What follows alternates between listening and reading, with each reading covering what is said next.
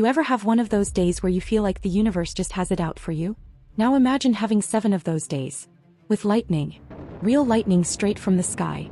Meet Roy Sullivan, the man who got struck by lightning more times than should even be possible, and lived to tell the tale every single time. Before we get zapped by this wild story, hit that subscribe button, ring the bell, and give this video a thumbs up, because this tale is lit.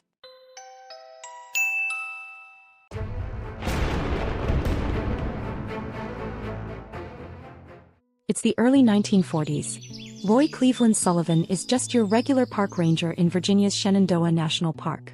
Hat, badge, boots, the works. But what he didn't know is that he was about to become a walking lightning rod with a government pension.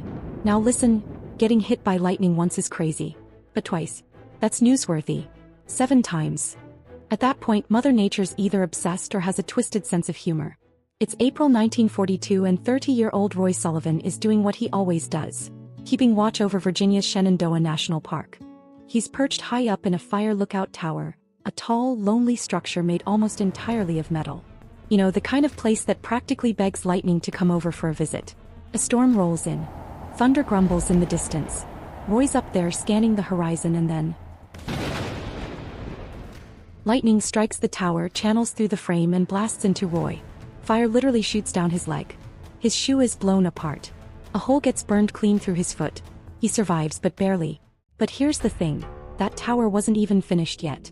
It hadn't been grounded with lightning rods. Roy unintentionally was the lightning rod. That was the beginning. The first bolt in what would become a decade-spanning, totally insane vendetta from Mother Nature. Fast forward to July 1969, 27 years later. Roy's behind the wheel of his pickup driving through the park. His windows rolled down. The sky's darkening, but hey, what's a little rain? And then, a bolt of lightning enters through the window. Yes, through the window, strikes Roy right in the face, scorches his left arm, and blows his eyebrows clean off. He loses consciousness, the truck rolls to a stop off the road, and somehow he wakes up later, alive. No crash or broken bones. Just burned skin and a charred sense of reality. At this point, Roy probably should have started wearing a full-body rubber suit. Next up, 1970.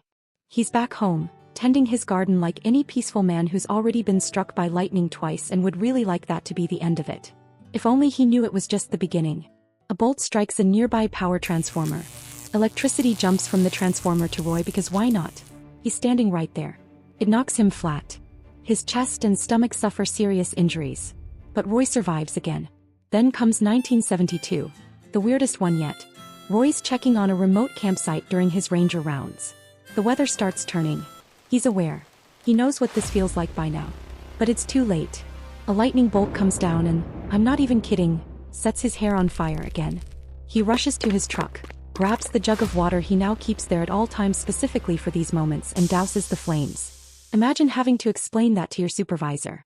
Yeah, boss, I got struck again. Use the hair water. We're good. And just when you thought the storm was done. August 1973. Roy's patrolling the park. He sees storm clouds forming in the distance. He's had enough. He throws his truck into gear and drives away from the storm. But for the lightning, it's personal now. It follows him.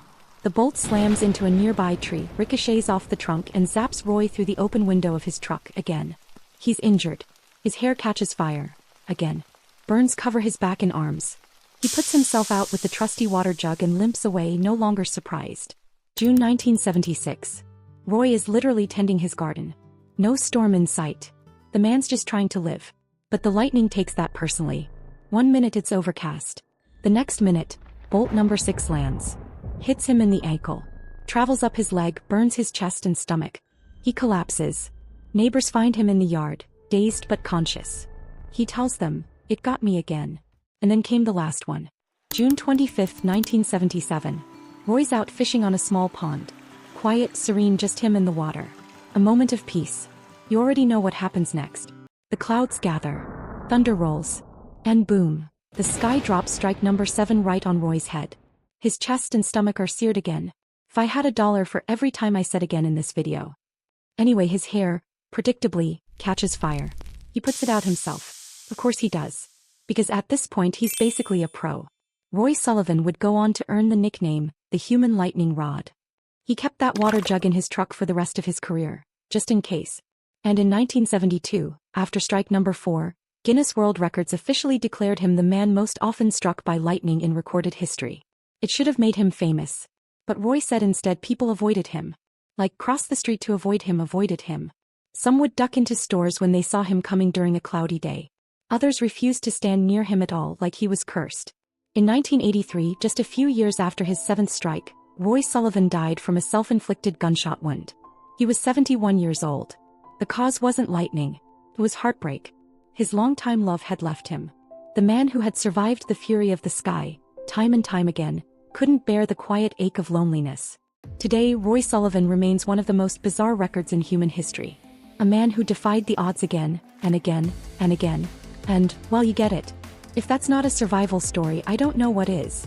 If you loved this shockingly real story, give it a like, subscribe for more jaw-dropping true tales, and drop a comment below. What's the weirdest survival story you've ever heard?